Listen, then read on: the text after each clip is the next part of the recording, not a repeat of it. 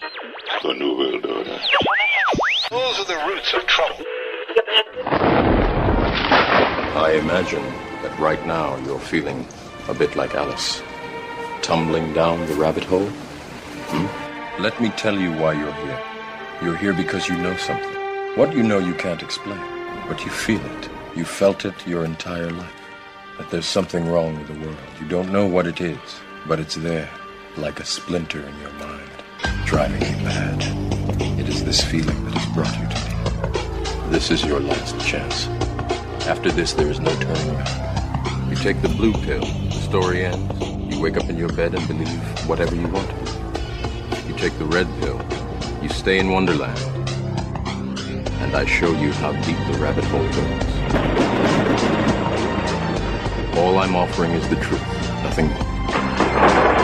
For we are opposed around the world by a monolithic and ruthless conspiracy that relies primarily on covert means for expanding its sphere of influence, on infiltration instead of invasion, on subversion instead of elections, on intimidation instead of free choice, on guerrillas by night instead of armies by day. It is a system which has conscripted vast human and material resources into the building of a tightly knit, highly efficient machine that combines military, diplomatic, intelligence, economic, scientific, and political operations. Its preparations are concealed, not published. Its mistakes are buried, not headlined. Its dissenters are silenced, not praised. No expenditure is questioned, no rumor is printed, no secret is revealed. But I am asking your help in the tremendous task of informing and alerting the American people. And now, welcome to another episode of Down the Rabbit Hole. Here's your host from federaljack.com. It's Popeye. Ladies and gentlemen, welcome to another live edition. It is Thursday, June 26th, 2014. Tonight's live edition, I'm going to be going over gun freedom. Now, I got into this a little bit last night, second hour. I talked about gun control, and I dismantled and debunked the tyrant-in-chief, super tyrant, up in Washington. He came out the other day and said, what? We need Australian-style gun control here in the United States. It's worked so wonderfully in Australia, except it hasn't worked so wonderfully in Australia. So I went over that last night, talked a little bit about gun control in South Africa. And tonight's show wasn't an impromptu thing. I did have my guest lined up for a couple weeks now, but it was just very synchronistic. Last night's broadcast was not, I did not do it as a setup for tonight, but it's just the way the universe works, I guess you could say. And I knew I was going to be having my guest on tonight. And it's very important that I talk about the subject we're going to talk about tonight. What is that subject? Well, it's gun freedom. It's kind of a large subject, though, wouldn't you say? I don't think that gun freedom, the term gun freedom is kind of like an umbrella term, I would say. It encompasses a lot of freedoms when it comes to guns. The right to have a gun to defend yourself. You know, a lot of people see people going to the range and stuff and shooting, getting good, maybe doing tricks or whatever, and they say, oh, they just shoot for sport and stuff. Well, yeah, that is true to a certain extent. Some people do shoot for fun and just for some, release or stress relief or sport. But at a basic level, those skills that they've acquired, whether it be drawing from the hip without, looking, speed shooting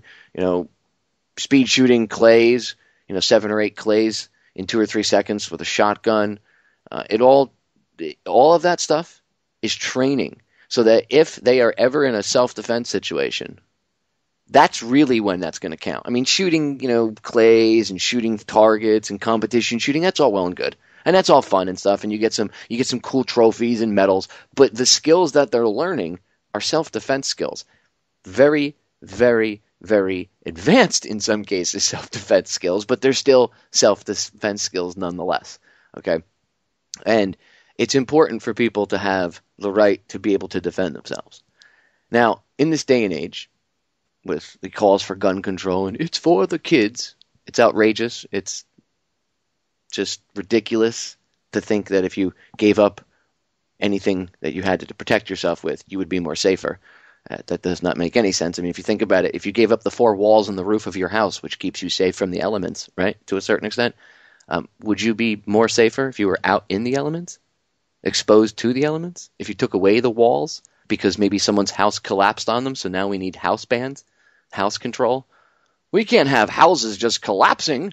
What if the walls fall in? You see how you could do this with anything? Anyway, so my guest tonight, I'm excited to have him on because he represents a group of individuals who not only talk the talk, ladies and gentlemen, but these people actually walk the walk, quite literally.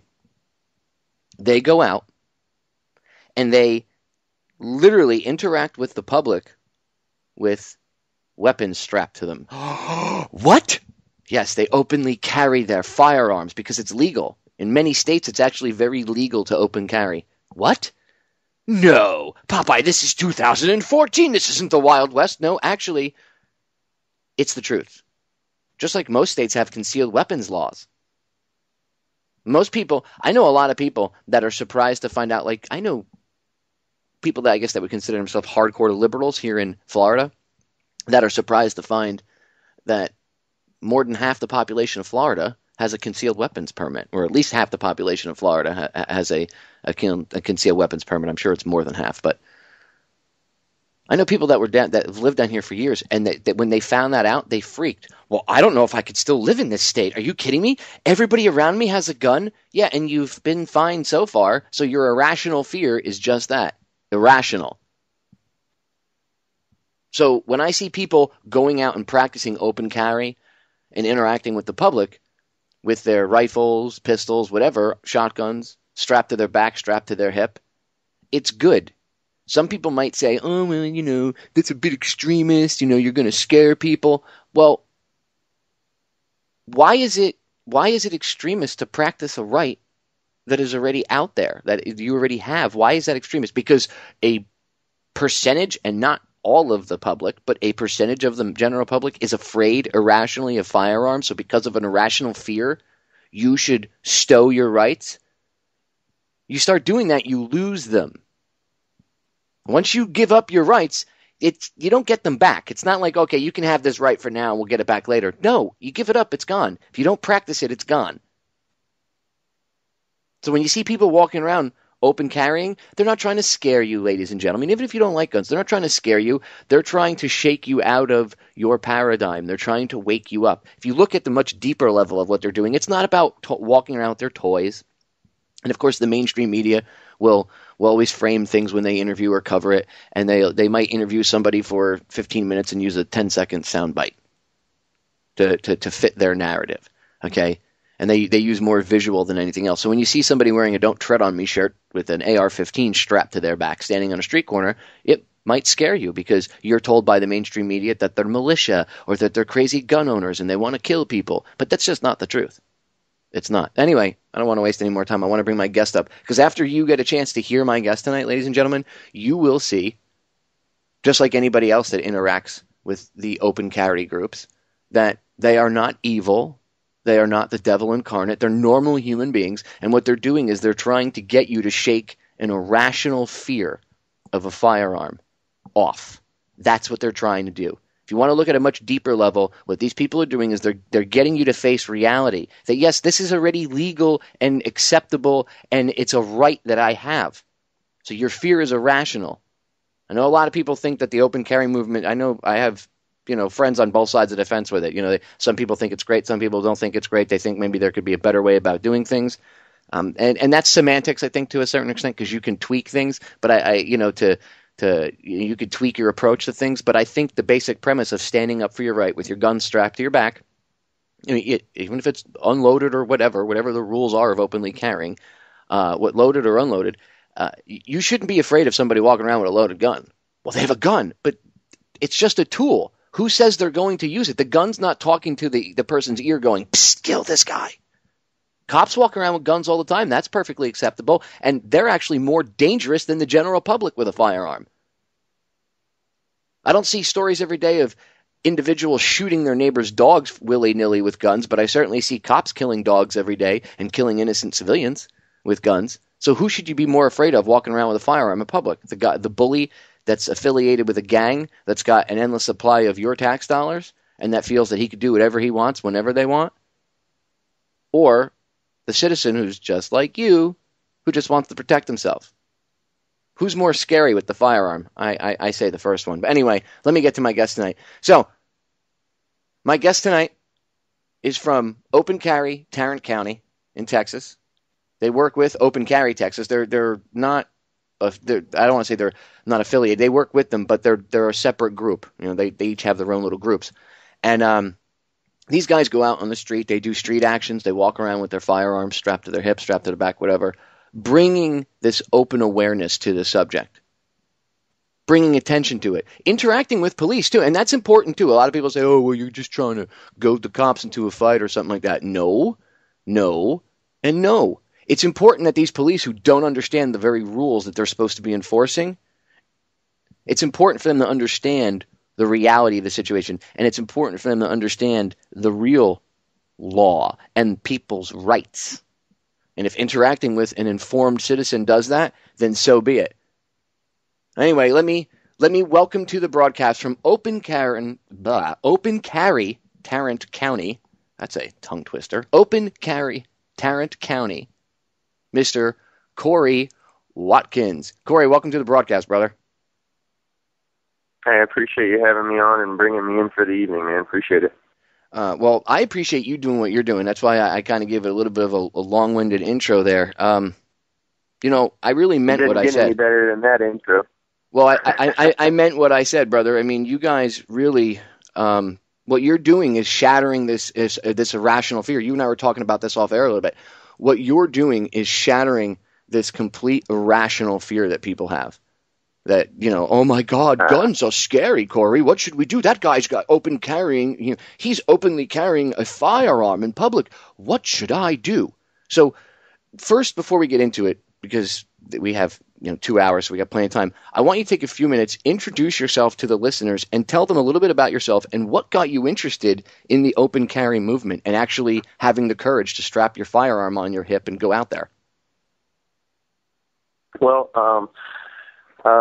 first of all, I'm in Texas, Mansfield area, DFW area, and I'm just fortunate to be in this area, the Tarrant County area, because we have a bunch of liberty-minded people in this area. Anyways, what brought me into this whole thing, I've, 4 or 5 years ago, I was just researching, doing some independent research and studying and stuff, and I've just been one of those, all along, always been an outside-of-the-box thinker, but wasn't ever awake.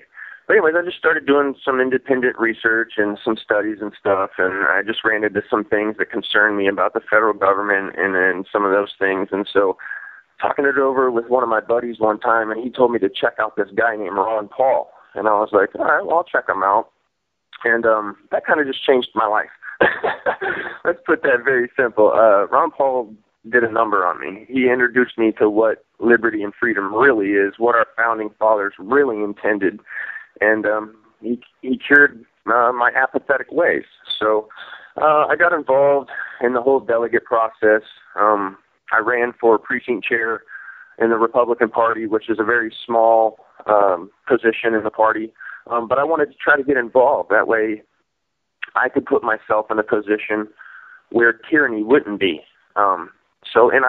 I actually won my race this time around. I got 60% of the vote, so I'm an elected official now. So I'm just trying to install myself any way possible that I can to make change. I'm not a huge fan of your normal Republican, so to say, but I understand that it's a two-party system and it's jacked up, so I want to try to install myself into a party that best fits my way and that I can have a bigger impact quicker rather than a smaller party that may not get as much showing and media attention, you know what I'm saying? So, anyways, going through all this process and stuff, I've come across all these problems, and I was thinking, well, there's so many problems, I better just hit up one or two of them and try to tie my focus into one or two things, because if I spread them out over a bunch of different things, I won't be getting anything done. So gun rights is very important to me. I started looking into the laws here in Texas, and of course we're behind and all that, and I was totally behind what we had a bill last time around. It was HB 700, which would allow you to open carry your handgun in Texas if you had a CHL, because right now you can only carry a handgun concealed if you have your concealed handgun license, and that's not what I want necessarily with the CHL and open carry, but it's a step in the right direction. So I was in support of it, just to see what we could get out of it. Over I guess, I don't know what, 4 or 5 month period of calling representatives and doing stuff, they pretty much slid the bill under the rug, and we didn't get anything but 1 or 2 little pro-Second Amendment bills passed, and, you know, they were raving about, oh, we got this pro-Second Amendment gun bill passed. It was a bill where if you're a concealed handgun license owner or a concealed handgun license, you can accidentally expose your gun and you won't be in trouble anymore. You won't be a criminal. And I was like, really? That's it? I mean, you know, so anyways, over a period of time, my interest in gun rights have sparked up. But what really set this whole movement off is the arrest of C.J. Grisham down in Temple, Texas. We already had a bunch of people frustrated because of the HB 700 and them ignoring people that wanted to open carry. But after the C.J. Grisham thing, I'm pretty sure a lot of people have heard about this, but I'll run real quick through it. He was down there in Temple, Texas with his son, who's a Boy Scout. They were on a 10-mile hike. I can't really remember the purpose for it, but it was something to do with his son's scouts. They were trying to complete something. So about halfway through the walk, some lady called the police department and told them there was a gentleman out there walking with a rifle. So the police showed up, and if you can go to YouTube and watch the video, just type in C.J. Grisham Temple dash cam video. You can check out his video that he recorded, and then he handed the video camera to his son because he got arrested. You can see it from one angle, and then you can see it from the other angle, the dash cam video, and that's the really good video to get because you see the police officer walk up to CJ and grab his rifle immediately on his chest and yank it away from him. And CJ is kind of confused at what the officer is doing by grabbing his weapon. So CJ kind of is like, hey, and he grabs it back, and that's when the officer pretty much throws CJ on the hood of his car, pulls out his pistol, and, you know, is pointing at the back of his head. We had a big problem with that here in Texas, and that sparked something pretty cool. The open carry movement here in Texas. I think it was don'tcomply.com, a couple people in that group, Come and Take It, Texas, and all them, they put together a walk for CJ down there, and that kind of sparked everything. Open Carry Texas was born. All these different groups across Texas were born. And we started, you know, planning walks once a month. I did my first open carry walk shortly after the Temple Walk in Fort Worth.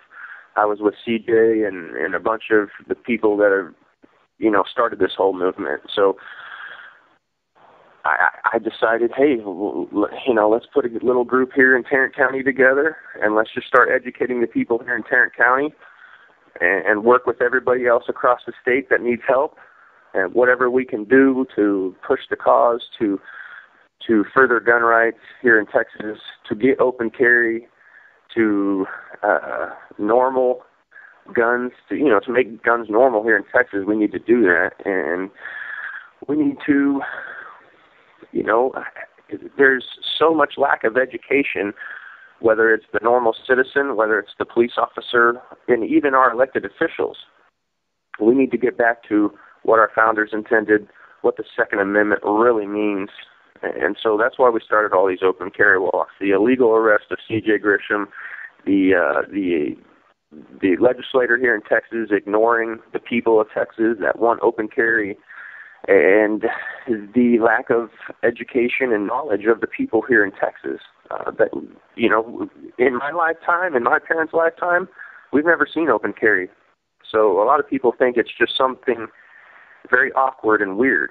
But what's really awkward and weird is how far we've gotten away from liberty and freedom, what our founders intended. And what's even weirder is 33 other states have open carry with no license.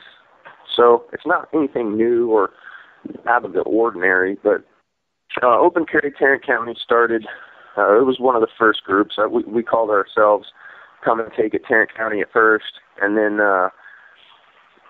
we went to Open Carry Tarrant County. But we're the most active group. We walk 3 times a week, if not more. We hand out a ton of literature. I mean, I can't even count how many open carry walks I've been on, how many people I've open carried with, how many people support our cause, how many people have come out and taken pictures with us and videos, how many people have just expressed their gratitude for what we're doing and for what we're standing up for. It's great. It's a good cause. It's a good movement. I'm really proud to be a part of it, and that's kind of the gist of how we started and why we did it. You know, we have thousands of over 2,500 something members in our Facebook page now, and yeah, that's kind of how it started. And I remember that incident where that you're talking about, where he was arrested and slammed down on the hood of his car. This the video went viral. People literally all over the country got pissed off. But what you guys are doing in response to that is amazing. See, this is what I consider to be a solution, like a real positive, ground-based solution. Not a reaction. It's actually a real solution. What you're trying to do is rather than screaming and yelling and, that cop should be fired. And don't get me wrong, cops that have used their power should totally be held accountable and lose their jobs without a shadow of a doubt. But that doesn't solve the problem. That's like dealing with that symptom of the problem, because what that occurrence, that incident it was a symptom of a much larger problem, right? And I think what you guys are doing is actually positively attacking the problem itself, not just the symptom. You're not going after the one cop, because that would, again, just be a symptom. You're going after the whole idea of open carry is completely legal and you shouldn't be afraid, so we're going to do it more often so more people see it. Because like you said, not a lot of people of your generation, and even maybe some generations a little bit older than you, are used to seeing people walking around with an AR-15 strapped to their back. But when my father was a kid, my dad's in his 70s. When he was a kid, he used to take his shotgun, and this is in New Jersey, a highly anti-gun state. Okay, anybody that knows anything about New Jersey knows it's just ridiculous with their gun laws. When my dad was a kid in Jersey, he used to go down to the Meadowlands with his shotgun before school, and they used to go hunting swamp rats and stuff, or whatever else they would shoot at and hunt and do whatever, and then he'd go to school. And kids of his age, that was normal for them to run around with a little shotgun or a little .22 rifle or whatever. It wasn't considered, oh my God, they're going to Columbine a whole, you know what I mean? It wasn't crazy. It wasn't this irrational fear. So what you guys are doing, going out on the street, that's amazing. And I didn't realize you guys were doing 3 actions a week. That's incredible. How many people do you get out for each action on an average? Well, when we first started doing this, we had about 4 or 5 people come out, and then it started just getting bigger and bigger and bigger. And first we only did it once a month, and I was thinking, man, if we do these once a month, that means we're going to walk only 12 to 15 times. I mean, are we going to be really, effective enough to reach out to that many people and change that many hearts and change that many minds? I was like, nope, not going to happen. So we went to once a week. And then it started picking up. It was like big snowball, man. We had 30, 40 people, 50, 60, 70 coming out on walks, and I was like, damn, we probably ought to go to, 2 times a week. And then we just decided, you know what, people are randomly making walks on Thursdays, so why not go to a Thursday walk? So we're doing 3 times a week, and some people are like, well, I think 3 times a week is affecting the number of people that are showing up on the walks. And I said, well, that's true, but I don't really think how many people we're getting out on a walk is really what matters. What matters is the message we're getting out and how many people we can get it out to. So if we're going on walks 3 times a week, we're going to be educating a bunch of people. And we've been learning and adjusting some things. You know, we've been adjusting to the negative media. We've been adjusting to the gray area with the police departments. We've been adjusting to how the public perceives us because what the media tells them to believe in. We've been adjusting to all this. So, you know, in our group is the Open Carry Texas movement, the Open Carry movement in Texas. We're all a bunch of raw, uncut, patriotic people who don't really do political correctness, I guess, if you will. So we have to kind of tweak and learn some of the things, but still stand on principle and not compromise where we're giving into what, you know, what their agenda is. But 3 times a week, man, we got to do it. You know, we only have a certain amount of time until the next legislature rolls around. We're obviously being effective because the establishment hates us. We're all over the news. If you weren't effective, so they wouldn't have right. to. If you guys weren't effective, they wouldn't have to demonize you and regular gun owners the way they do, and neither would the media. And if you guys were ineffective, they could just let you just run your own pace, and it wouldn't matter. But obviously, what you're doing is a powerful message. I'm going to pause this right there, Kory, because the break is sneaking up. Ladies and gentlemen, do not go anywhere. When we get back, I'm going to have Kory tell you how you can get involved with Open Carry if you're in Texas and in other states. Maybe he might know too. So stay tuned. We'll be right back. We are back, ladies and gentlemen. I'm talking with Kory Watkins this evening. Again, a member of Open Carry Tarrant County. Go check out the website, Open Carry Tarrant. I can't get that word out of my mouth tonight. I think I need to go back to the store and get a new pair of lips. Anyway, opencarrytarrant.com. Go check it out. Opencarrytarrant.com is the website itself. Open Carry Tarrant is also on Twitter, Facebook, Instagram. I'll have Kory plug all of that stuff. But as he does that, I'm going to throw this to him so he can plug it and then lead it into the answering this question. And I was chatting with him off air. By the way, ladies and gentlemen, Kory's the real deal. You take it for what it's worth. You don't have to believe my opinion, but I'm sure most of you respect my opinion to a certain degree. Kory's the real deal. And I, like we were chatting off air, that's one of the reasons his message, and the message, not so much his message, but the message that him and others are out there, these real individuals, they're out there just putting out into the public eye. It resonates with people because they're real. Yeah, they might not be politically correct and they might tweak themselves a little bit here or there to try to reach more people, but they are not really being politically correct. They're playing the game and they're playing it smartly. But everything aside, Kory is a real deal good guy, and I'm just honored to have him on the broadcast. So I wanted to throw that out there. Anyway, I'm going to have him plug how you guys, if you're in Texas, I want you, if you have a gun, if you own a gun, just a single gun, and you live in Texas, you need to take part in this. Because this involves your rights. Even if you don't have a gun, it involves your rights. But if you have a gun, obviously, then you could participate in Open Carry. Unless you want to go get a super soaker, and then you could probably participate. But that would probably look stupid, so I wouldn't suggest doing that. So if you have a firearm, and you live in Texas, look around your local area. I'm going to have Kory tell you a little bit more information in a second, how to get involved if you're in Texas. If you're in Tarrant County, contact them through Facebook, Twitter, Instagram, whatever. Get out there and support these guys. Okay, and these women too. It's men and women, not just guys. I know that there are women that support gun rights too. So, want to be fair.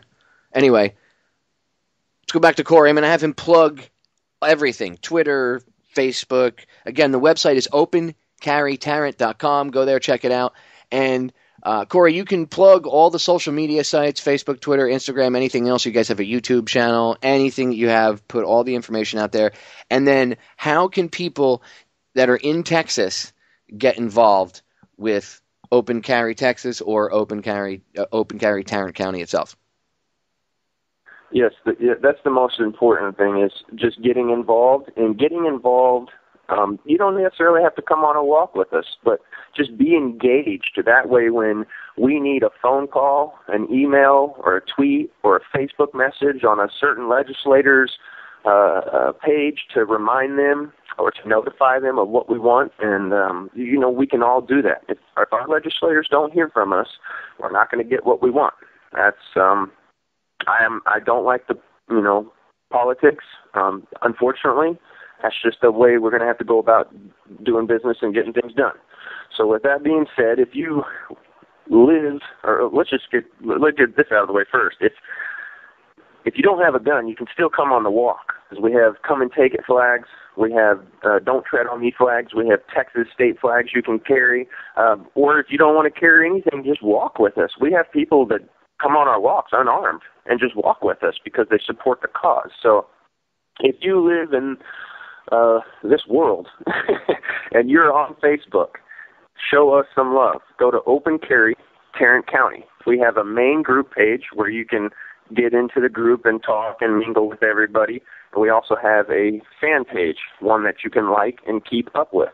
All you have to do is search for Open Carry Tarrant County on Facebook. That's our Facebook way of doing it. If you are in the state of Texas and you want to get involved, look onto Open Carry Texas Facebook and get involved in one of their county groups. If they don't have one of those county groups, get with somebody, CJ Grisham, one of the lead people on the Open Carry Texas, or get with me. I'll send you to them. I know everybody over there. Good friends with all of them.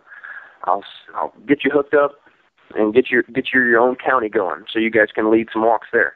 If you're in Tarrant County, get with me. Get with the Open Carry Tarrant County group on Facebook. We need you out walking with us. We need you out supporting us. If you don't want to walk, that's fine. Be ready to email and phone and tweet and Facebook our representatives to let them know where we stand. We need people getting involved. Whatever way you want to get involved, that's fine. Just do it. I believe in liberty and freedom, so I'm not going to push how I think people should get involved on other people. I'm going to let you decide on how you want to get involved. Just do something, please. We need help. You can get on Twitter. If you're a tweeter, you can do Open Carry TC. That's our Twitter, at Open Carry TC, and the TC's for Tarrant County. You can get on our webpage, which you've already blasted that a couple times, opencarrytarrant.com. You can email us, opencarrytc@yahoo.com. And then we have a bunch of cool videos on our YouTube channel that you can check out, because we document all of our walks. So you can check out our police interactions, how they've changed from the beginning to what they are now. I mean, it's been incredible. I don't mean to jump off topic right now, but, we used to go walking at first and we were maybe going to get shot. Now we walk and the cops respect us and shake our hands and say thank you. It's changed. It's incredible in a short amount of time how much it's changed. But the YouTube channel is Open Carry Tarrant County. You can just search for that and you'll find it on YouTube. We got an Instagram recently. You can just go on Instagram and do hashtag Open Carry. Promise you'll find us real easy like that. But that's kind of the ways to get involved with us. We're out doing these walks and we're educating people, and that's a very important process to get people plugged into our groups. That way they can start walking with us, or they can just start getting our message that we're putting out there, and they can relay it back to their friends and their families. If I tell one person something that's very interesting to them, they're going to tell 10 people, and those 10 people will tell 10 people, and the message spreads. There's an info war going on right now. The media is telling people one thing, the agenda, the establishment, they're all on one side, and we, the people, we have to relay a different message to maybe the minds that are in the middle, kind of lost and confused. We have to snatch them out of it and pull them to our side and get them to realize what liberty and freedom is really about. Get them away from believing and being conditioned by their television to have the same thoughts and feelings that their TV is broadcasting to them. We want people to have their own independent thoughts and to be educated. So it's very important to pull people in. And, if they're not walking, that's fine. At least they're on our page and they can get to see what we're talking about. And maybe they'll pick up the phone. Just maybe they'll pick up the phone and call a representative and just tell them, hey, I support constitutional carry. And, we need people getting involved here. It's up to us to do something. Our founders put a pretty brilliant piece of work in place here. The way we do government, legislation, our Constitution, all that is brilliant. And it's up to us to keep our republic. We haven't done that. We've become apathetic, and we've lost it. But it's still there. If we want it, we can get it back. We just have to get involved. So we want as many people as possible, and that's why we have all these routes to connect with us. Some people don't like Facebook, or some people may call it NSA book. Some people don't like to tweet. And that's fine. We got email, we got website. However you think you want to be involved, please get involved with us. And I urge the people in Texas, if even if you're not in Texas, there's other open carry groups in other states. Just I wouldn't know exactly every state that has one. In fact, one of the listeners, Chris Steiner, good friend, longtime listener, member of We Are Change, just all around awesome guys in the chat. He threw in a link earlier that there's a Open Carry Florida, so go check that out if you're here in Florida. Just go on whatever search engine of choice and type in Open Carry, whatever your state is, and then I'm sure if there's websites or groups, it'll come up, and then you can research it from there. And if you own a firearm, go check it out. If you believe in firearm freedoms, even if you don't own a firearm, go check it out. And if you're in Texas, especially, go check them out. And I think that's awesome, Kory, that people come and join the marches and go on the walks with you guys that don't even have guns. Because that shows that just because they don't have a firearm, they can't, it shatters that paradigm that they put out there, the powers that shouldn't be in the media, that if you don't have a gun, then gun rights don't really mean anything to you. When you have people that don't maybe have guns, or maybe they do, they just don't want to flaunt it, but some people that may not have firearms but still believe in the rights anyway, that's a powerful message. That means you're reaching out to people. I mean, that's the exact reason what you're doing is a grassroots solution.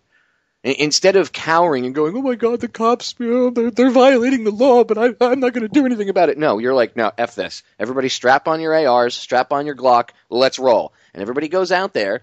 And I really think it's important to actually focus on something that you mentioned, and I don't think it was a getting off topic at all. Actually, one of the most important things we could talk about is your interaction with the police. And how it has evolved from your very first interactions where maybe they weren't so good to the current day interactions where maybe the police are starting to understand liberty a little more. I mean, just the fact that if you interact with a cop and at first he's a dick to you and threatens maybe to shoot you or is scared of you or whatever, and then maybe you have an interaction with the same cop months later and his mindset is completely different. Like he's woken up because maybe he left that situation and went, well, did I handle that right? Did I maybe approach these people the right way? And maybe he went home and as an individual in his off time did some research, and maybe, just maybe, you've changed that individual's mindset, which is how we're going to get our country back, how we're going to, not even so much our country, how we're going to get our world back, how we're going to get humanity back, undumbing everybody down, pulling them out of the matrix, so to speak. And it's one mind at a time. Sometimes you can grab multiple minds, 10, 20, 30, but that's very powerful if you can have an interaction with a police officer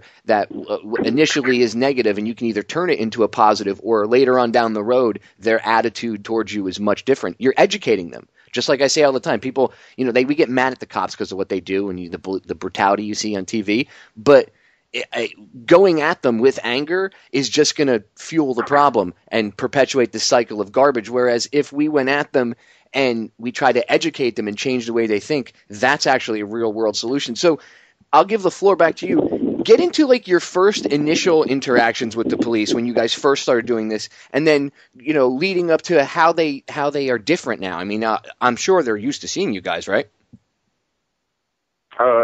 Most definitely used to, especially here in Tarrant County. If you walk here, or even in Dallas County now, for that matter, we've done so many walks with the OCT Dallas County group, and even before they were there, we were walking in Dallas. But if you walk here in Dallas-Fort Worth area now with a rifle or a shotgun, you won't be questioned. It's called freedom, and that's what we've installed here. And the first time I ever went on a walk, it was an adrenaline rush because I didn't know what the hell to expect. I just saw my friend, or not my friend now, but I didn't know him at the time, C.J. Grisham. I just saw him have a pistol to the back of his head on a cop car, probably with the history of cops that we've had lately, could have gotten killed very easily. Somebody could have got trigger happy there. So, going out on my first walk, man, it was an adrenaline rush. It was in Bedford, Texas. We went out there. I stood on an overpass. I had my AK-47 with me. We actually had called the police department and gave them a kind notice just to say, now we don't ask for permission when we call, we just let them know what we're doing. And we did a lot of this in the beginning, that way there wasn't any confusion when somebody called and said, hey, there's a dude here with a gun. That way we didn't have 15 SWAT cars down there drawing with ARs on us. We want to try to make it as normal as possible. That way the police already know, okay, well, these guys called, they told us they have guns, and they're just going to be walking around. We'll just go in the area. And so that's what we did. And surprisingly, on my first open carry, the Bedford police were actually pretty good. They didn't really bother us that much. They kind of hung in the area. There was 5 or 6 of them. Cop cars kind of surrounded us. I would say that's over the top now, but back then, I don't know, with the gray area and everything, it was real weird for me even. And so we had about, I don't know, maybe 10 people standing on the bridge, just massive amounts of pictures and videos being taken. We had I-30 stopped on a traffic jam. I mean, there was people just stopped. It looked like a massive car wreck was down the road, but it was us. So, we hung out there for about an hour or whatever, and I think the next week I went on my second open carry walk in the stockyards in Fort Worth. And that was fine. We were mingling with people down there, and everything was great.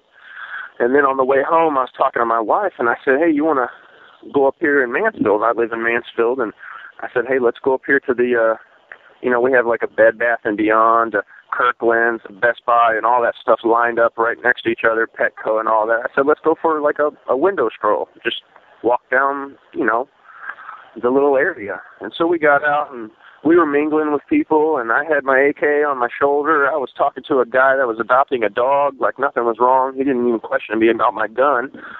And Mansfield PD rolls up 10 minutes later, and you can see this video on my YouTube. I actually have a bunch of YouTube videos. If you just search for Kory Watkins, Kory, you'll find me on YouTube. But we were basically illegally detained for 15 minutes, and the officer was trying to tell me what I was doing was against the law, and that he was going to arrest me. And long story short, I basically just told him what the law was. I was being calm and collective as possible, and asserting my rights and trying to let them know what the laws were. And after 15 minutes, I think he finally realized, after talking to his supervisors and stuff, that he was in the wrong. And they had about 4 or 5 officers out there with us talking, and I don't know how I've not been arrested yet. Through all the open carry walks and all the stuff that I've done, I don't know how I've just been. I just haven't been arrested. And a bunch of my friends have. We went down to Austin a couple times and repeatedly got arrested there. I've actually walked into the Capitol, the capital of Texas, with my AK-47. You can't do that no longer. We pushed those limits there. But DPS is overstepping the boundaries of state laws, and we're still trying to figure all that stuff out too, but that's another story. But the first couple walks were at an adrenaline rush. It was a very big gray area. Back then the cops were trying to say, well, there's a 4201 disorderly conduct. If you're alarming somebody, I'm going to take you to jail. If somebody says you're alarming them, that means you're alarming them, and I'm taking you to jail. And we had to go through like a month of going back and forth to police departments and legislators on what does 4201 mean, what does disorderly conduct mean. Well, after it was all said and done, the disorderly conduct meant that my action, the action of the person that possessed the firearm, not how somebody felt and their irrational fears, that didn't dictate whether I was being disorderly or not. Disorderly would be me pointing my gun at somebody or doing something stupid like waving it in the air and being childish. That would be disorderly conduct. So we've had to go through gray area after gray area after gray area. But after about a year, it's totally changed. The perspective, the attitude that we get from the police officers, it's just a total 180 of what it was here in DFW Tarrant County area anyways. It just because of the persistence that we've had in our walks and the stamina that we've had in doing 3 times a week and just repeatedly pounding the information to people, whether it be the normal citizen, whether it be the police officer or a legislator. We have every legislator in Tarrant County on our side. I'm pretty sure we have almost every law enforcement besides maybe Arlington, because Arlington's always given us problems. And we'll talk about this maybe later, we've actually filed a federal claim against Arlington, and we're suing them because they're stepping on our rights.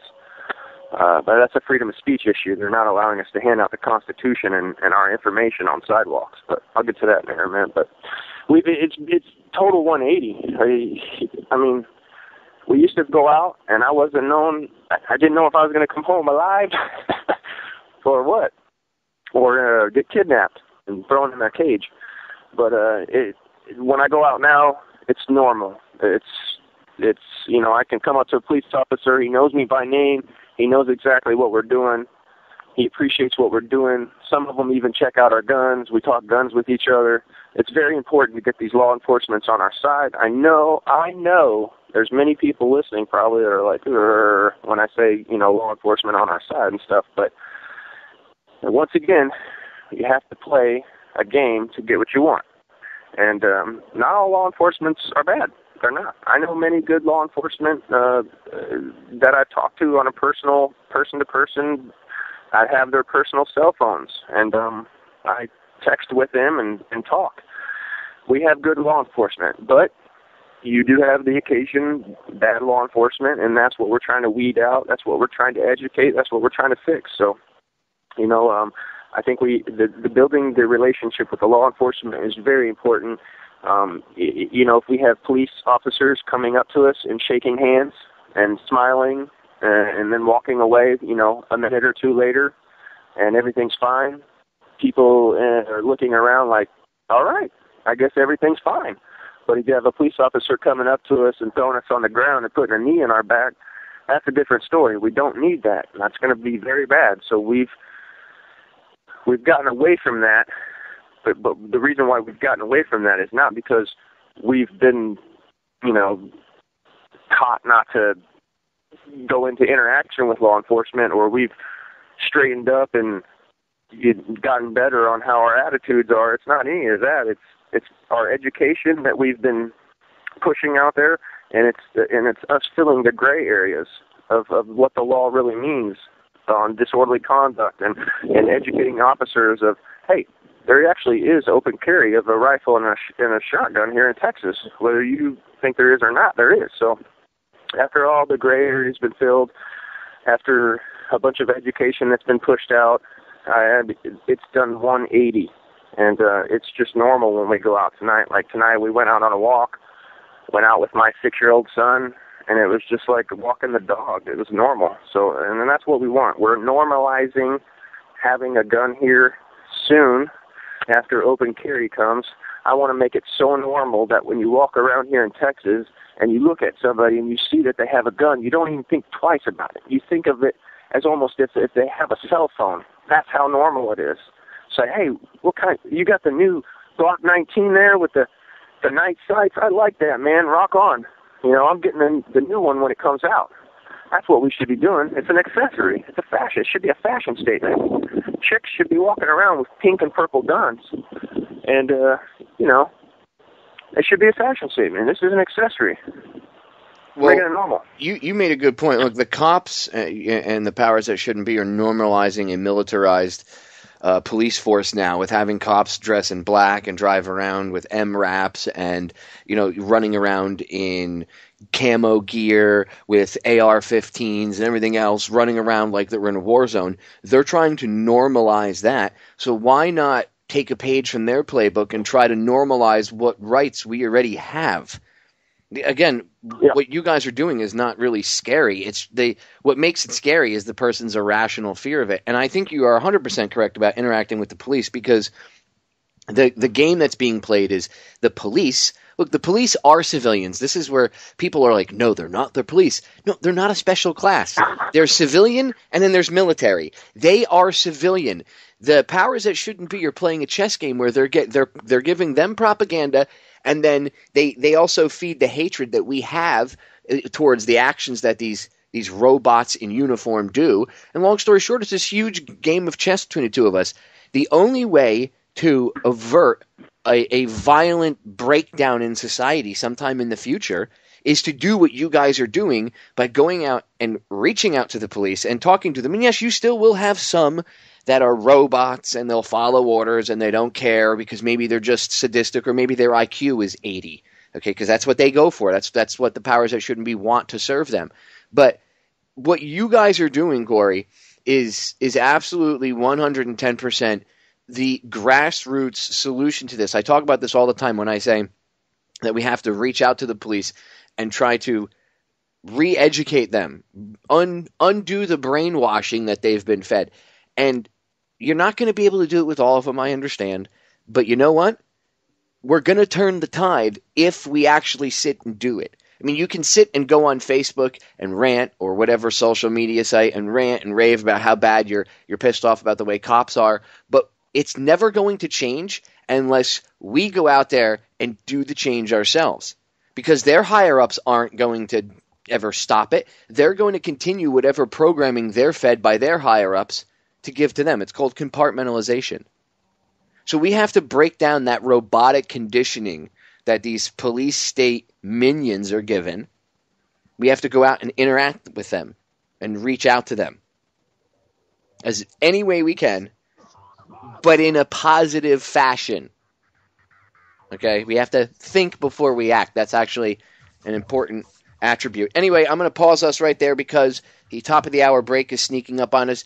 Don't go anywhere, ladies and gentlemen. 3 short, quick minutes, and we will be right back. Stay tuned.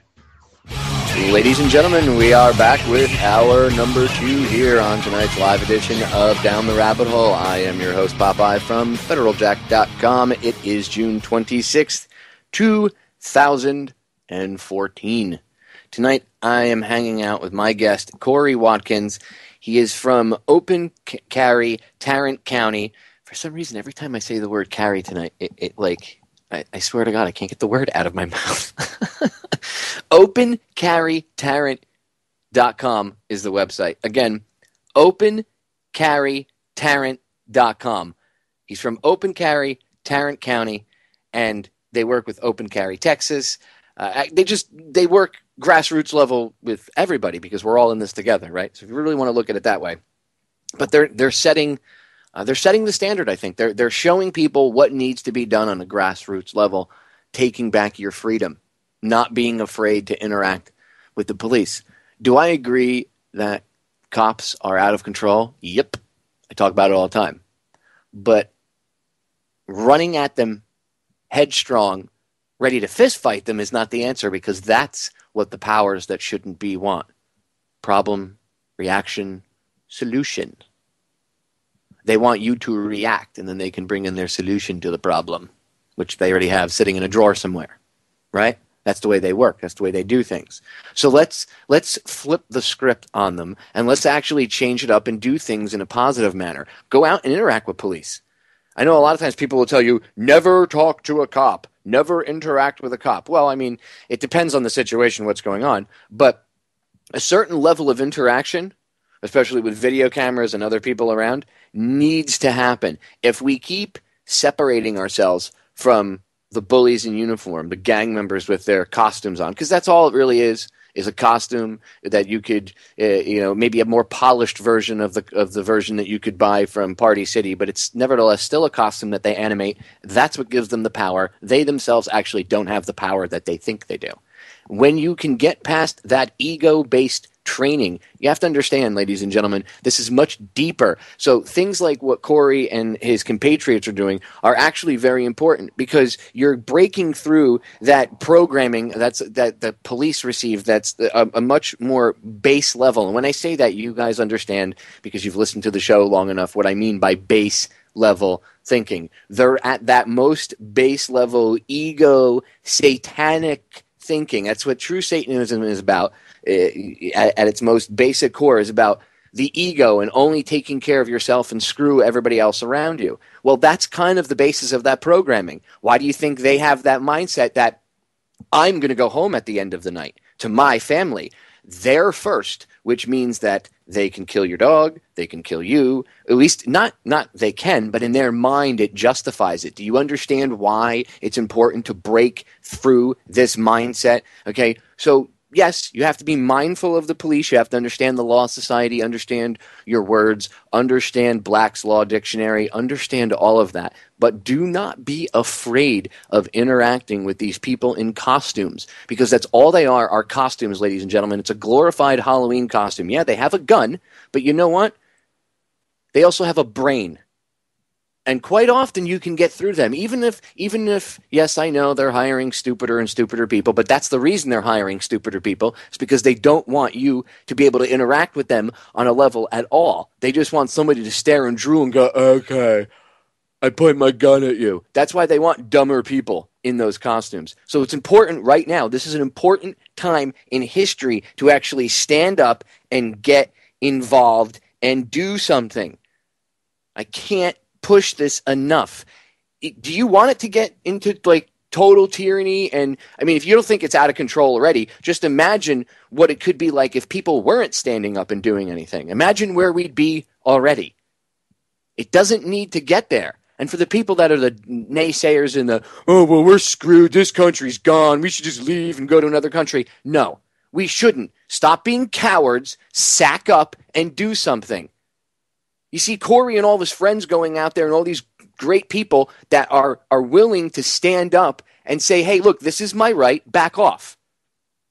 That's all they're doing. They're not terrorists. They're not extremists. They're free human beings. And I salute every one of you in all of these open carry movements across the country. You all have balls of steel, and you are leading by example.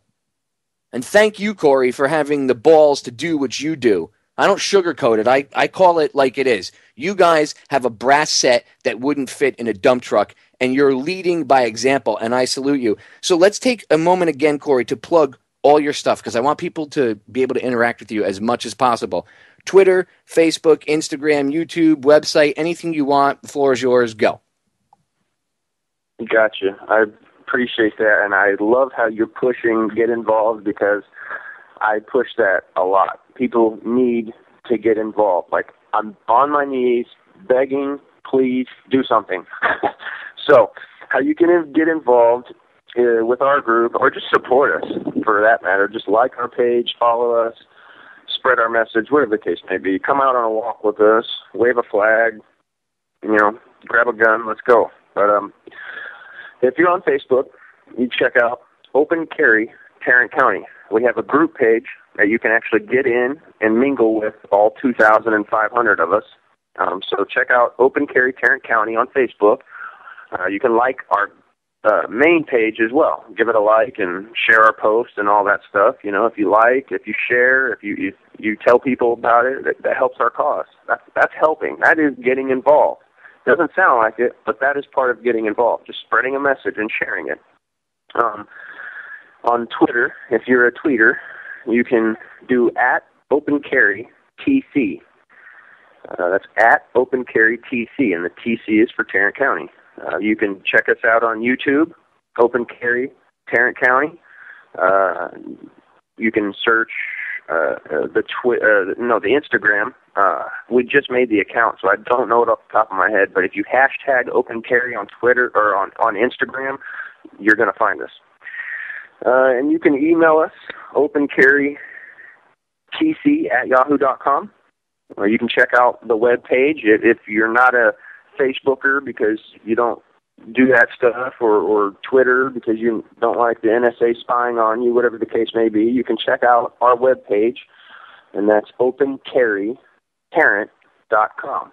And the web page is rather new. It's just a simple one page. We're grassroots. We're not spending thousands and thousands of dollars on stuff. We're just trying to get a simple message across and trying to be as neat as possible about it and professional as possible about it without spending lots and lots of money. So check us out. Get involved some way or another. If you're in the DFW area, please get into our group and start walking, start just engaging with people and educating. If you're in Texas, I need you to get plugged in somewhere. That way we can call these representatives, get involved, do something. If you know me 4 years ago and you know me now, I'm really different because I didn't used to be involved politically, not at all. I didn't have an interest one bit, but I understand our process now and what our founders put in place. That way, if something did go wrong, like what's happening right now in our country, not just with gun rights, but other stuff too, we can have a redress of a grievance, we can get involved, and we can fix the problems. Now, when there's only 8 to 10% of the people voting and 3% of those people are actually awake, that is a problem. So we need more people getting involved, and I know some people are like, I don't want to vote. I can't stand that crap. Well, you're just going to keep living in it then because that's a part of the process. If you don't want to vote, spread the message about somebody who's running that represents liberty and freedom and get other people to vote for him, if that's what it takes. I don't know what it is that I can do to get everybody involved as possible, but I'm willing to try something for everybody. I believe in liberty and freedom, so I don't want to press my beliefs on you, on how you should get involved, but I'm urging people to get involved somehow or another, whatever way you see fit.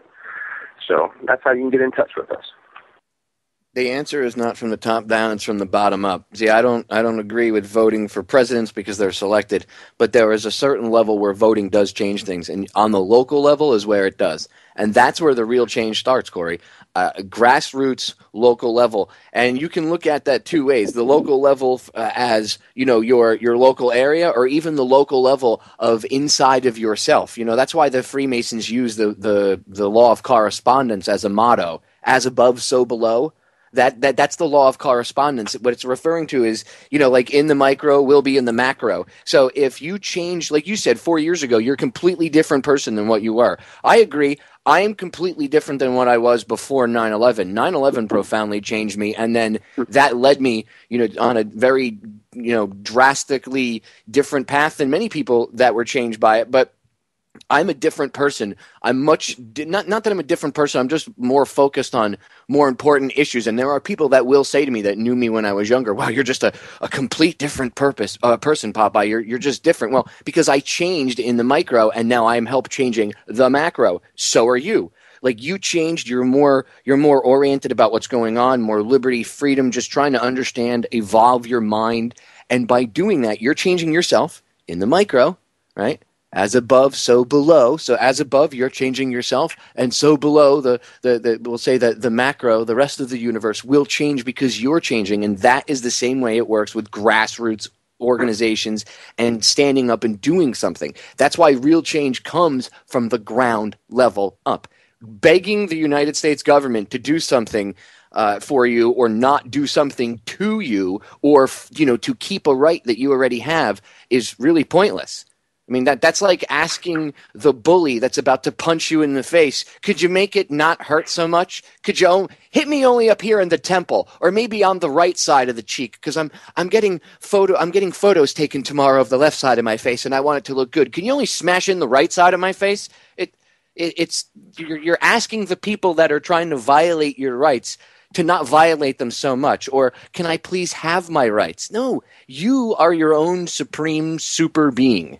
Everybody out there. Real change comes from within you, and understanding that on a level for yourself also will help you understand how just by changing, like, look at Kory. Say 4 years ago he was more party oriented, and I'm not saying you were, but let's say you were all party oriented, woohoo, right? And now you're focused on, wow, there's a problem. My freedoms could be taken away. And by you changing on the inside, now you're going out and you're participating in these Open Carry Tarrant County walks, and help working with Open Carry Texas and all these other groups. And you're here on the show tonight talking to me, and just by having this conversation, people are hearing us, and it's changing their mindsets, or it's inspiring them. Look how just a small change of your mindset has bled out into the macro. It's amazing, and that's why what you guys are doing is so important, Kory. So I salute you again, sir. It's wild, man, and I'm glad you brought up the whole local issue, because I'm not big on the Washington, D.C. and the federal and Congress and all that. That's like so far gone. We're in trouble there. But locally, we still have it locally, and I have proof of that because I'm an elected official myself. I came in, probably 4 years ago into the Republican Party, getting involved in stuff, and I was interested in taking a small local position. I just wanted to install myself because I knew that I was a strict constitutionalist and somebody that truly understood what liberty and freedom meant. So I wanted to install myself into a spot where I could spread that a little bit more. And the more I got to know my opponent and the more I heard about her, it was meant to be that I ran against her. She was probably the most moderate, unconservative, pretender Republican you could get. And she'd been there for 20-something years. She held her position for 10 years. She was president of the Southeast Tarrant County Republican Party. People told me I had no shot, no chance. I took this lady out. I got 60% of the vote. I installed somebody that is so liberty, freedom-minded person that some of the Republicans are scared of me. They call me a radical, an extremist, because of my true meaning of liberty and freedom that I see. And their big government, I want to tell you what to do and control your life, and what they see of liberty and freedom is a little bit different. But the local level is very changeable. And not only my position have I seen it, just locally like that, but in our county, we have, like our county chairman, she was hosting Ron Paul events in her house in 2008. And now she's our county chairman. And our county party, as Republicans, has improved dramatically towards liberty and freedom. And it's because people in this area, a bunch of friends of mine, have gotten involved and installed ourselves into these positions so we can be the people doing these things. Because if we're not, other people are. And those other people, I guarantee you, they're apathetic to what liberty and freedom truly means. They're apathetic to what our founders intended and what the Constitution really intends. So local government is so important. We still have a chance at state. I mean, we had two people we had way more people run for representative, but we had two people get 2% away from winning state representative spots. And these people are Ron Paulers, liberty, freedom, strict constitutionalist. We were 2% away from getting two more of those down into Austin. And the more people that we can install into the system who are for the people, by the people, we're going to be a lot better off. So locally it does matter, and I'm glad you brought that up. Well, it really does. I mean, that's where change, really does come, because, real things can happen if you have a local tyrant in your city council, remove him. I mean, I've been part of efforts that did that. I had a mayor from at the time that the city I was living in, we got our water from the city next door. So when we were talking about fluoride and stuff, I had to go over to the neighboring city council meetings. And the mayor that was there was this mini tyrant, and if he didn't like you, he would use his cops and his code enforcement people to harass activists in his town. Well, he couldn't use them because I didn't live in his city. So they called the FBI on me and had the FBI come to my door at 8 o'clock in the morning. So you know what I did in return? I made it my mission to get the guy voted out. And 6 months later, I helped the citizens of that city do just that. Because I have a big mouth, I have a website, and I have a radio show. And you should really watch who you piss off, right? So I helped make change locally because the guy, I know the mayor that they put in to replace this guy. He was a believer in a lot of the same philosophies of freedom that are talked about in the liberty movement. He knows about the CIA running drugs and things like that. So he knows about fluoride. So at least he's actually done a lot of positive things for that community since he's gotten in years ago.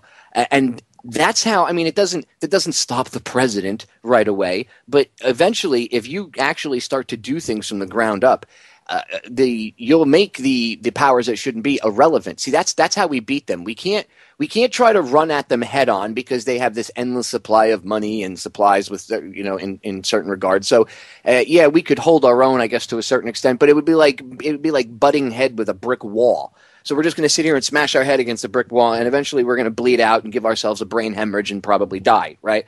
So that wall can hold up longer than our forehead can. So we have to use our brain in a more logical manner instead of just smashing it against the wall. We have to think, how can we make these people irrelevant? How do we make it so that it really doesn't matter if they sit there and run around and we're going to kick your ass, we're bullies, we're going to do, you're not important anymore, man. You know what? Pack your crap and leave because nobody cares about what you have to say. I mean, there's 500, 600 of them in total, all together with all the politicians and Congress and senators and then people behind the scenes in the White House and all the czars. Maybe 500, 600 of them in Washington, and how many million of us? I mean, you don't even need a physical bloody revolution to happen. That's why I have these conversations, because the powers that shouldn't be want to steer it towards that. Because 230 some odd years ago, they couldn't control that except for having army versus militia and the original Continental Army that George Washington put together. That's how they could handle it. Fast forward 200 and some odd years, they've already thought about that, and they've said, well, okay, we can't do that anymore because Americans would stand up. They have the Second Amendment. How can we subvert them? They get us to tear ourselves apart. They get us to fight at each other, to disagree, to be afraid of one another. That's how this country is going to go down if we allow it to happen, by us tearing it apart ourselves. And that's what they're doing. The only way that we can stop this insanity, literally, is to take a step back, think with a little bit of logic, and then start acting on that logic and make these people irrelevant, because that's why we see them screaming and trying to pass laws and putting more troops on the street and giving the MRAPs out. It's fear. They need you and me and everybody else to be afraid of them, because it's like a bully. They're still trying to assert their relevance. Like, I'm going to kick your ass. Kory, I'm going to come beat you up. You better be afraid of me. Look, I have a shiny badge and a uniform and a gun. I'm going to come get you. And you're like, man, you're not scary to me. We're on the same team. Sit down and have a cup of coffee with me and let's talk. And by doing that, by the way, with the police, you deprogram them to a certain extent. And again, now you're making, that's why it's important to reach out to them, because if we can help them to understand what's going on, that they are just dogs. Literally. That's why when I was in the military, we were issued dog tags. I mean, the powers that shouldn't be, the very high level people. I've had people on, like my good friend Mark Passio, talking about this, where he knew high level people that were higher up in some of these real satanic, behind the scenes evil. And when I say that's not hyperbole, I mean like real, like black robed, going and doing ceremonies type satanic, like evil. And they called the military and the police their pets. And these were high-ranking individuals, by the way, in power, certain power structures. He's talked about this with me before. The point is, they call the police and the military their dogs, their pets. I don't call you officers my pets. You're not my pet. You're my fellow human being that's being lied to and programmed. I understand maybe on a different level, and I get mad by the way they interact with people. Don't get me wrong, but I understand on a different level because I went through basic training and I was in the military, so I understand what mind control is about. Okay, I've literally gone through it myself. So I have a better understanding. So I don't want, and I have an understanding of the bigger picture. We don't want to fight you, police. Okay, none of us as the general public really want to fight you. We don't like what you're doing. We think a lot of you need to knock it off, and there are some bad apples that really need to be they need to be handled. But this is all stuff that we need to have a real conversation about and not be afraid to talk to each other. See, that's the first and biggest problem is people are afraid to interact with each other and police because now I'm not making fun of it. I mean, anytime someone sees a cop car or a cop in uniform, now you get all anxious about it, and we shouldn't be like that. Okay, and the police, you shouldn't have the attitude of we're at war with civilians and they're all scum because you're a civilian too.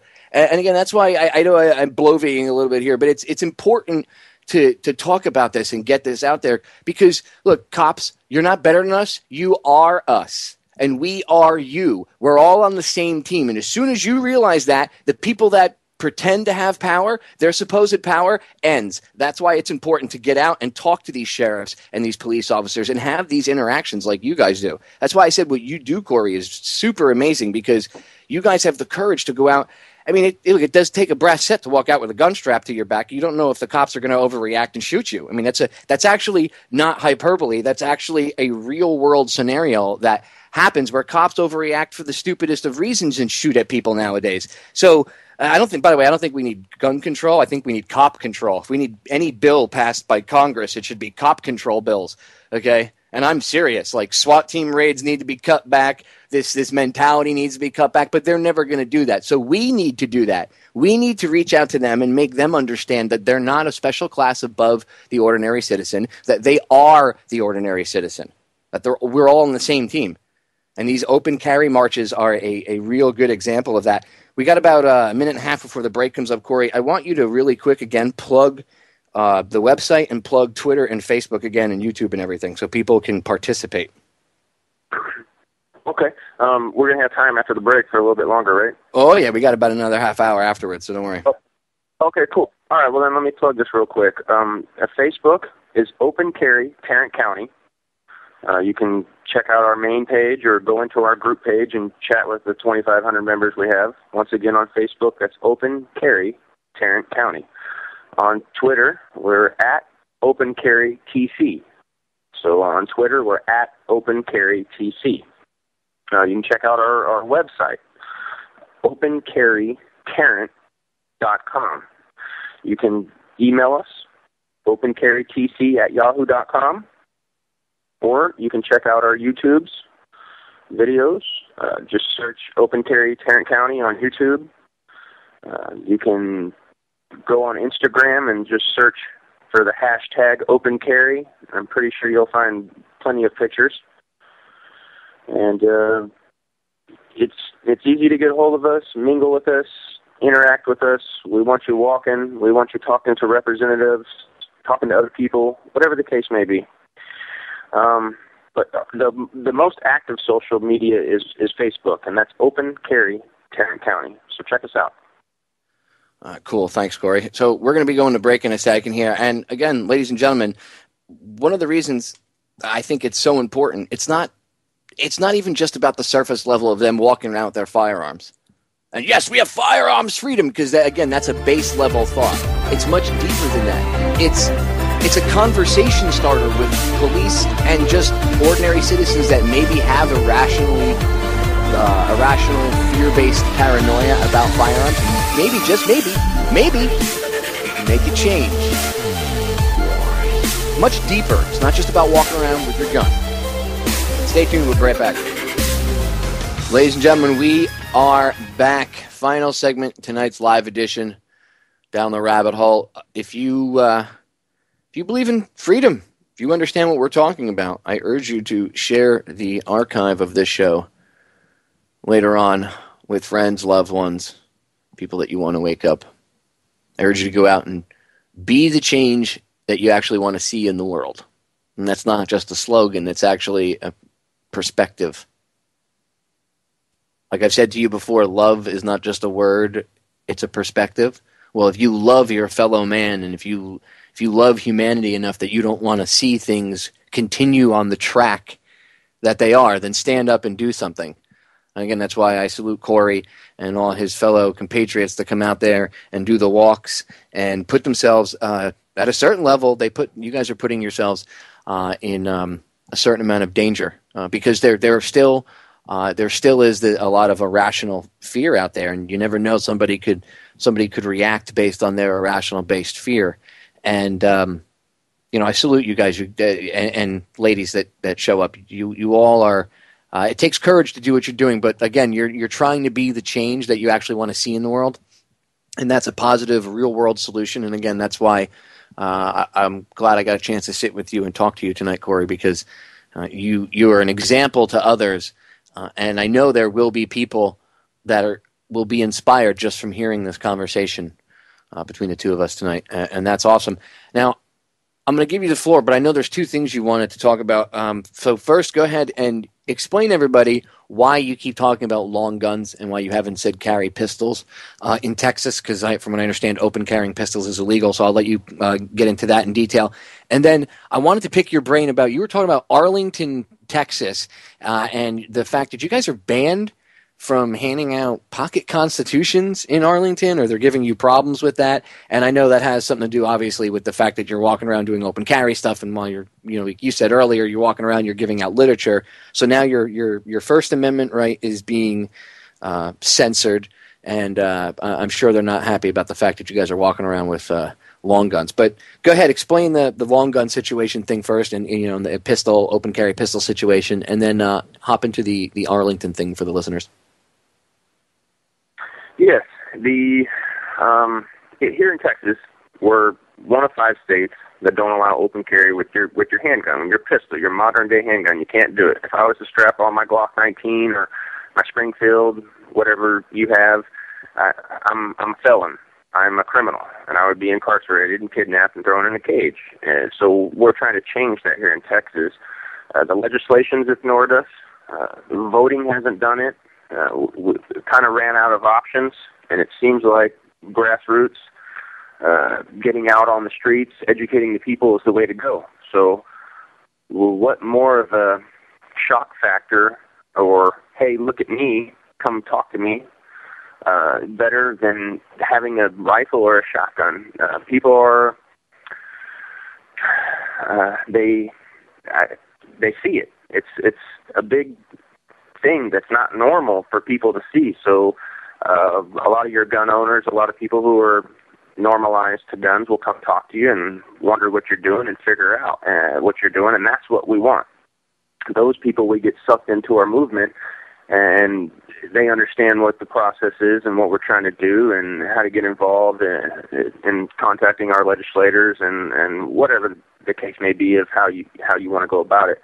But we're one of 5 states that don't allow open carry with your pistol. That is the main reason we're walking around with the guns, the rifles and the shotguns, is because we're not allowed to walk around with our pistols. So we want to show the stupidity that, hey, look at this. I have an AK-47. It's got a 100-round drum, but my Glock 19 with 17-round magazine, 9mm, is I'm a criminal. I'm a felon. It just doesn't make sense. So, and once people understand that, like, oh, I get it, okay. And so it's a little bit different once you understand what we're doing. Some people are like, oh, you guys are just a bunch of buttholes walking around scaring kids and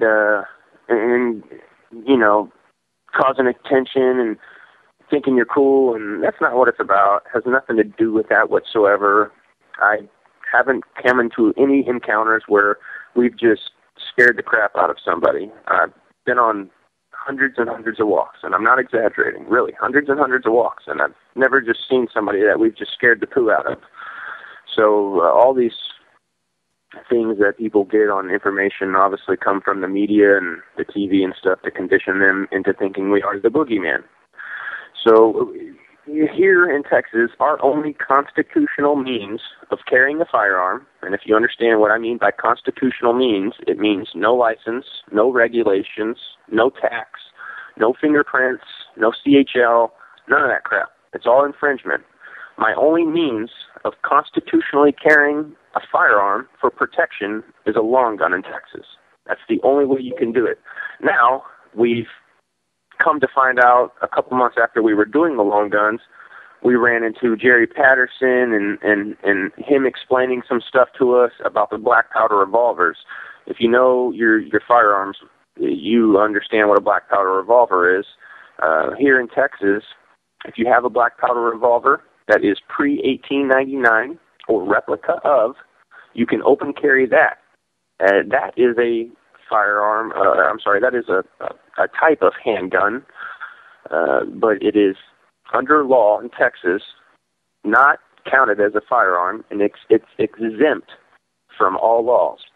The only thing I have to do to buy this is to show my ID to prove that I'm 18 years or older. There is no background check. You go into a store, you just show them your ID. It's like buying a pack of cigarettes. Boom, boom, and you're done. The black powder revolver is exempt from the law. You can carry it in TBAC areas where the TBAC won't even allow you with a concealed handgun license or other firearms. You can go into there. It is exempt from the law 100%. It is counted as an antique. It's not a firearm in the state of Texas, even though you can load it and you can kill somebody with it. You know, I have one myself. I walk around with it every now and then. I prefer the shock factor of my AK-47, though, because I get more people's attention and I engage into more conversations when I have that on, and I normalize firearms a little bit more when I have a bigger gun. It's a shock factor.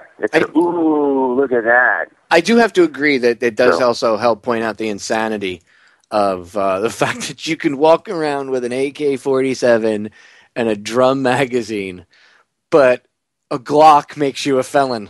Like, what? Really? Yep. If you want to sit down and think about it, which one of those two do you think you could possibly do more harm with if you intended to do harm?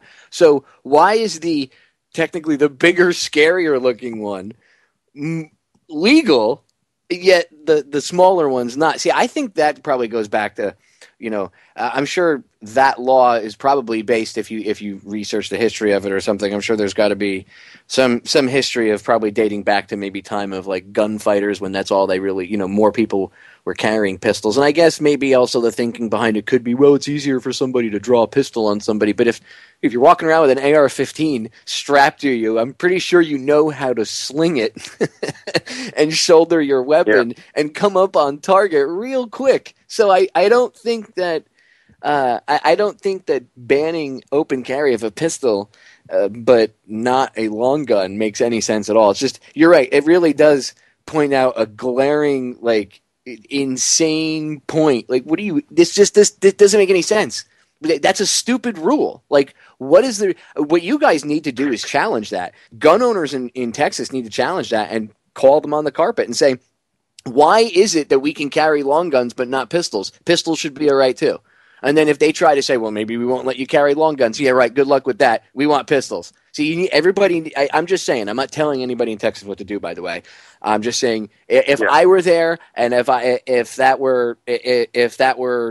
was involved in gun rights activism like you guys are, I would definitely, that would be on the agenda. Which I'm sure Texas is full of good, well-intentioned, intelligent, smart, loving people that love freedom and love their fellow human beings. So I'm sure somebody will probably, if not already doing it, will take that up with the powers that shouldn't be in your state. And you guys need to hold their feet to the fire, definitely, and show them that you're the bosses and not them. I mean, if more people did this and we started showing these people that are supposedly in charge that we're actually in charge, things would change for the better really quick. So I know you also wanted to get into, because we got about 15 minutes left.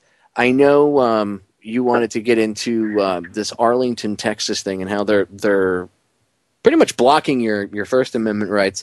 And my question is, are they messing with you guys with the open carry too? So floor is yours. Go ahead, get into it. Well, we've been doing these walks in Tarrant County area for over a year now. A lot of them have been in Arlington, and it's not because we want to pick on Arlington Police Department or anything like that. It's because the central location of Tarrant County has a lot to do with Arlington. So if we're going to have a walk or a meeting or anything, that it's just convenient to have it in the center location of where our area is. That way people aren't driving across the counties and stuff. So we do a lot of action in Arlington. A lot of the roads are busy, so we can have people interact with us as well. You know, education is part of the process, so we want to educate a lot of people in a short amount of period of time. When we've started these walks, we've encountered APD to be, and when I say APD, I mean Arlington Police Department, to be a little bit more ridiculous and over the top than some of these other police departments. You know, at first we had 10 cars coming out, following us around on walks.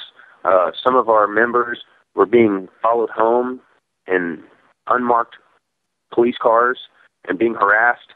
We had several members handcuffed while they were armed for no apparent reason. People have been illegally detained and held, just all kinds of stuff. And it's just kind of gotten ridiculous as far as just following us around and babysitting us. We've come across some emails that we've dug up through personal records. I'm sorry, not personal records, but records that, what do we call it? I'm sorry, I'm lost. We inquire through the city. Like Freedom of Information Act request? There you go. That's exactly what I was trying to think of. Thank you for saying that. We've been doing that with emails and stuff like that. And we found some pretty interesting stuff with some of the police chiefs there, or even some of the city council members. We're actually trying to obtain 650 pages of emails that were sent out from a different email, secret kind of email, under one of the city council members' email. It was like a secondary email that he had, but it's public information, so we're trying to acquire some of those. Just all kinds of stuff going down here in Arlington. The city council has definitely had it out for us, and they've singled us out. So has the police department. We have video of people collecting money and donations and handing out stuff time and time and time again in Arlington, but nothing happens to them. But when we go out, we get harassed, we get watched, babysitted, told them, you know, after a little bit, they couldn't harass us about the guns and stuff anymore, so they started telling us, well, you guys are out here handing out information and stuff, and that's illegal. We're going to start writing you tickets. Well, they couldn't tell us what for or why or anything like that, and so they dug up some city ordinance. We actually found it for them. We were digging through their city ordinances, and we showed them one that could possibly pertain to us, so they said, yep, that's the one. They're going to stick it to us. So we decided to have an event where, because when we go out on walks, we hand out business cards that have all of our information on it, all the stuff that I've been plugging tonight. They have all that information on it, and we have pocket constitutions that we hand out. If you're involved in the Liberty Movement or you know about Ron Paul, you've heard about the pocket constitutions, you know what they are. We order like 1,000 at a time and stuff, and we just hand them out. They started telling us that we were going to get tickets for this, so we were like, okay, we'll see about that. We made it an event where it was called the Constitutional Handout, and we went to Arlington. I think we had 75, 80 people all out there, rifles, shotguns, handing out constitutions, and anyways, they didn't do anything to us then. I guess, a couple days later, we went out there, and they ended up writing us 2 tickets.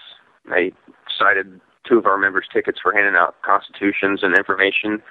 And their thing is if somebody's at a stoplight, we're not allowed to go from the sidewalk to the side of their car and hand them information. They're saying that we can't do that. That is an obvious violation of freedom of speech. The streets and the sidewalks are there put there for the people, and you can't tell me that you're going to protect my safety and take away my freedom of speech in order to protect me. It doesn't work like that. You know, government's job is to keep me free and to protect my liberties, not to use safety as an excuse to take my liberty and freedom. So that's what we're trying to get to them. But they put the city ordinance under review after a little bit, after they wrote us those tickets and stuff. So we kind of knew we were on to something once they did that. We got them to put the ordinance on hold, and they actually told everybody that they weren't going to cite no more tickets or do anything until the ordinance was resolved. So a couple weeks later, we got some mail in the mailbox that said our tickets have been dismissed. Their tickets that we originally got had been dismissed. So that was another win for us. They ended up, we went through like 3 months of city council meetings, trying to do this the correct way, going to the police department, urging them to, do away with this ordinance. They can't control people's freedom of speech on a sidewalk. It just doesn't work like that. So anyways, they revamped the city ordinance and put the fine up a little bit more. It was $175. Now it's like $500. And they told us that they were going to arrest us, whatever they had to do to keep us off the streets and stop us from doing what we were doing. So I told them, I'll see you in court. So we raised some money. We got a lawyer together who was a good buddy of ours, really good, strict constitutional lawyer. We filed a federal claim against the city of Arlington, against their city ordinance 15.03C, I think it is, or 15, because they changed it. So now it's 15.03C. And basically we're just trying to take them to the federal court to prove what they're doing is unconstitutional, it's unjust, and we're trying to reverse the law. And we're kind of in the middle of that right now. It's actually the beginning stages. We'll kind of find out a little bit more in the beginning of July on what's going on here. We're doing all we can to fight this, and we're trying to go about it the correct way. And I think we have a good shot at it. So we'll see what happens. But they're trying to restrict our freedom of speech, and it's based off just the group who we are. And I think they thought we were just going to lay down and kind of go away, but I don't think they understood what they were working with. And we raised money and got a lawyer and went to work. So we're standing up for what we believe in. We're standing up for our rights. Just because somebody tells us one thing, we're not going to just obey it and say, okay, well, that's what they said, so that's what we got to go with. Well, no, we're going to challenge it. We're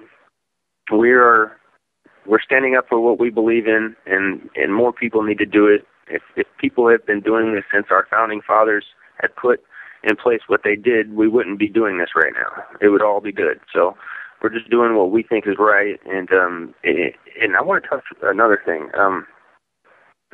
not to get off topic or anything, but my group, our group, Open Carry Tarrant County, is an amazing group. We do all kinds of charity stuff as well as open carry walks, and I know the media won't talk about that, but we've done trash pickups. We've gone to horse rescues and painted fences and done all kinds of work. We're here and there. We've donated, water to the fire departments in needs, so we're getting involved in the community as well. And I'm only one person in this whole group. I know some people look to me as like the go-to guy, but I'm just one single guy in this group of many wonderful patriots. And if it wasn't for every single body in my group doing something, being active politically or calling their representative or going out on an open carry walk or sharing our post on Facebook or whatever the case may be, is if they weren't doing what they were doing, I wouldn't be where I'm at right now. So I give all my credit, all the stuff that's pushed onto me, all my thank yous, all my gratitude, I give it back to the group, because without my group, without our group and our sticking together and believing in each other, we wouldn't be where we're at. We wouldn't be in the Rolling Stone magazine this month. We wouldn't be on the front page of Yahoo and the hot topic in the country right now. So, I'm only one guy, and I'm only doing what I can, but it's my group that that is doing all this work. So I give all the credit back to the group. Well, I always push the idea of teamwork here on the broadcast, and you guys are actually a physical representation of that. You have people coming, together that didn't know each other in many cases before this, and you're all coming together because you realize you do have something in common, and that's freedom. And in doing so, I'm sure you're forging new relationships and new friendships that you'll probably, in some cases, keep for life. And you're at the same time, you're influencing the whole world around you by doing what you're doing. And again, it's not, people need to look at it beyond just the base of, you guys are walking around with guns. It's not what the news media would want you, the general public, to believe, that Kory and his compatriots are just walking around because they want to flash their guns and they're bullies and they're trying to scare people.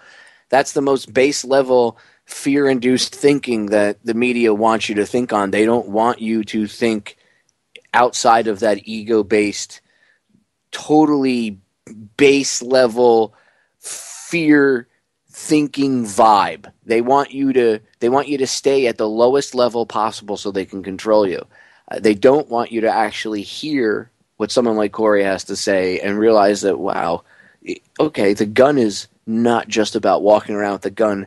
It's about opening a dialogue with other humans. That's how we're going to fix this. They've literally got us to shut ourselves off from each other and stop the discussion.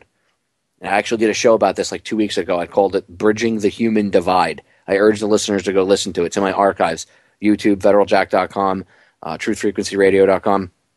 Go listen to it. It's called Bridging the Human Divide.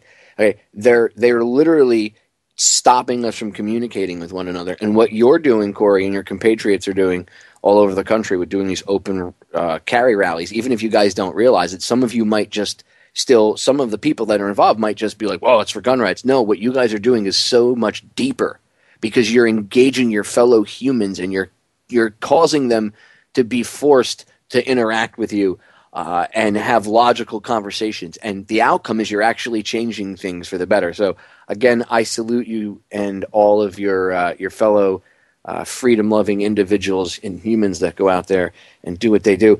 We're running out of time, Kory. So we got a few minutes left. I want you to, again, one more time, I want you to plug the site, Instagram, Twitter, Facebook, and anything else, YouTube, anything else you want to throw out there. You got about a minute and a half, 2 minutes. Go ahead. All right, brother. I appreciate you letting me on and just letting me ramble tonight. It's a good feeling to know that I'm doing a interview or a radio show with somebody who I don't have to tiptoe around and think 40 times before I say something, so I know I'm not saying the wrong thing. It's kind of interesting when you get into a mainstream media interview, because your brain is going 100 miles an hour thinking, okay, can I say that word before it comes out of my mouth? And so anyways, but I appreciate you letting me on and rambling. I'm going to spread your link around and tell everybody to come lend their ear to you and support you, so I appreciate that. But again, our plugs are Facebook is Open Carry Tarrant County. So get on Facebook, go on the search bar, and just search for Open Carry Tarrant County. And there's a main page that you can like and follow, and then you can get into our group page and have discussion with us. We have about 2,500 members in there. You can get on Twitter, if you're a tweeter, and get us at Open Carry TC. Once again, that's at Open Carry TC. You can get on YouTube channel, Open Carry Tarrant County. Just search for Open Carry Tarrant County on YouTube. Check out Instagram. Search for hashtag Open Carry. You'll find us. And then if you are not a Facebook or a social media person, you just do internet as far as web pages, check out our webpage. It's opencarrytarrant.com. And once again, that's opencarrytarrant.com. We need people getting out there in the streets, walking around, educating people on the phones, emailing reps, sharing our information, Facebook and Twitter. We are the opposite of what the mainstream media is doing, and we need more people doing it. We are the power. We, the people, are the power. We need your help. I couldn't have said it any better myself. Kory, again, it's an honor to talk to you, sir, and thank you so much for coming on. And I will have you back on in the future to pick your brain and go over other things and, update everybody. And if there's ever any problem or anything, you guys have any issues out there, you immediately contact me and I'll get you on and, we'll get you some airtime. Thank you, brother. Thank you so much. No problem, dude. Stay there and I'll say goodbye to you off air. Ladies and gentlemen, we are out of time. Again, go check their website out, Tarrant.com, opencarrytarrant.com. Check them out on Facebook, Twitter, Instagram, YouTube, and anywhere else they are. This is Sparta! That's right, Leonidas. It's time to stand up. Assert your freedom. You don't have to ask for it. You already have it. You need to tell them. You're irrelevant. I'm a free human being. Done. The solutions to our problems, ladies and gentlemen, are an inside job. I love you all, and I'll catch you all again tomorrow night. I'm out of here.